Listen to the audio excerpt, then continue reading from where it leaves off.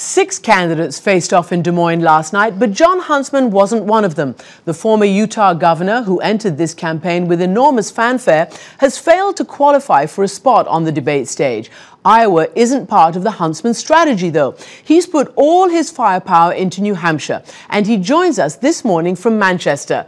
Governor, thank you for joining us. Let me quickly ask you, I'm sure you don't want to get into who won, who lost, but who do you think won on the stage last night? Well, Christian, thank you for having me first and foremost.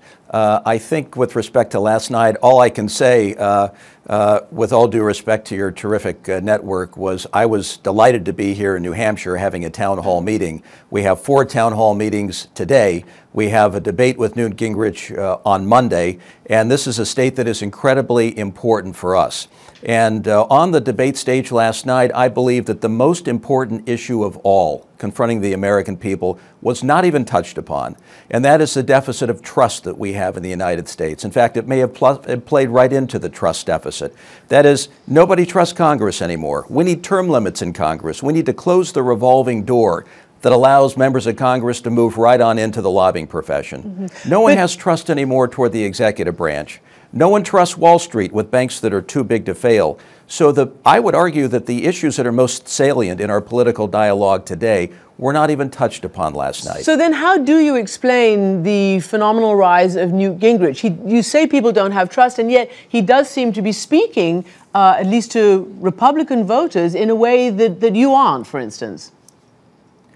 Well, listen, there have been so many ups and downs in this race. I'm getting whiplash, quite frankly. We've had 6 frontrunners in the span of about 6 months. And all I can tell you, having spent a whole lot of time here in New Hampshire, we've had 116 public events in the state, is that the voters will begin to coalesce around a candidate about a week to 10 days out. The marketplace is still open. People are shopping. They're listening very, very carefully.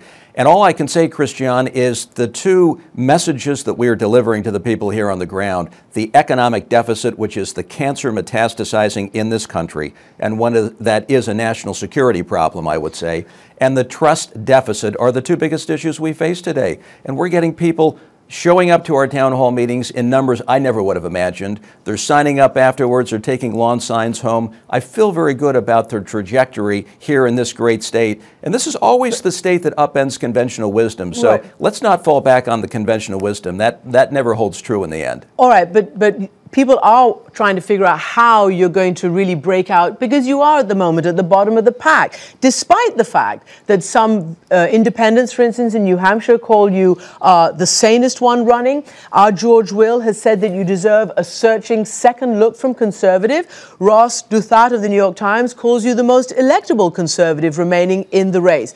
And yet, as I say, what you're offering does not seem to be resonating. It appears that the Newt Gingrich sort of bombast and brash, in-your-face against Obama is what's resonating.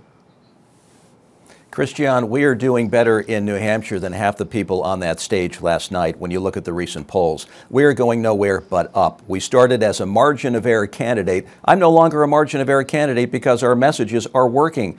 People want to know they're going to have a president who's going to call for term limits for Congress. They want to know they're going to have a president who will take on banks that are too big to fail. And it doesn't matter whether we fix taxes or create a more streamlined regulatory environment or move toward energy independence. If we're stuck with banks that are too big to fail with this implied a guarantee by the taxpayers, we're setting ourselves up for disaster. So we've moved from 0 to now double digits. And in the weeks ahead, I do believe we are going to move right up toward the top of the pack, understanding full well that people simply don't make decisions until days out from, in this case, January 10th. I like our position. They want an honest, honorable, trustworthy person in this race. They want someone whose core they can trust going forward. We're putting ourselves forward as that person, and I like our position. All right, I just want to put up a graphic because, again, talking about New Hampshire, you are back in 4th place there. So, given how important New Hampshire is to you, staying in the race, tell me, honestly, where you have to come in order to stay in the race. We have to beat market expectations, Christian, and I have every expectation that we're going to beat market expectations. Where do you think you'll be? I'm not going to play the numbers game. I'm not going to play the numbers game, but we're going to be right up toward the top. We've done nothing but climb in every poll since we entered this market, and our message is connecting with people. I can feel it on the ground. I have a very good visceral sense of where this campaign is going, and we're going to surprise and upend conventional wisdom. All right. I can tell you that right now. Let me ask you about where this campaign is going. I read to you a few comments from people before, including one who called you the sanest one still running. But it appears that you are reversing some of your own eminently sensible positions, for instance, on climate change. You, in August, tweeted that, to be clear, I believe in evolution and I trust scientists on global warming. Call me crazy. You've been tweeting about the sort of rightward swing. You've been jabbing at the base. And yet, in the last week, you've sort of rolled that bit back on climate change. You've sort of said there isn't enough science. I mean, what are you doing? Well, Christiane, I'm not changing at all. I've said all along that I put my faith and trust in science. When you have 99 out of 100 climate scientists, you have members of the National Academy of Sciences who have weighed in on a body of research on the subject matter, I say that's where I put my trust. Yes, there might be 1% of scientists who still are questioning some of those assumptions, and that debate and discussion will continue. But as for me, let me make it crystal clear. I'm on the side of science on this debate. I don't know a whole lot of people on Capitol Hill who are physicists or climate scientists. I think this is a discussion that needs to be taken out of the political lane and kept in the science lane. One more question. You have said that you will endorse and support whoever's the nominee. If it is Newt Gingrich, will he get your endorsement? Well, listen, I don't have to worry about that because we are moving up in this great state of New Hampshire. We're going to be the nominee, and I don't have to worry about anything beyond that. Jon Huntsman, thank you very much indeed for joining us. Thanks, Christiane.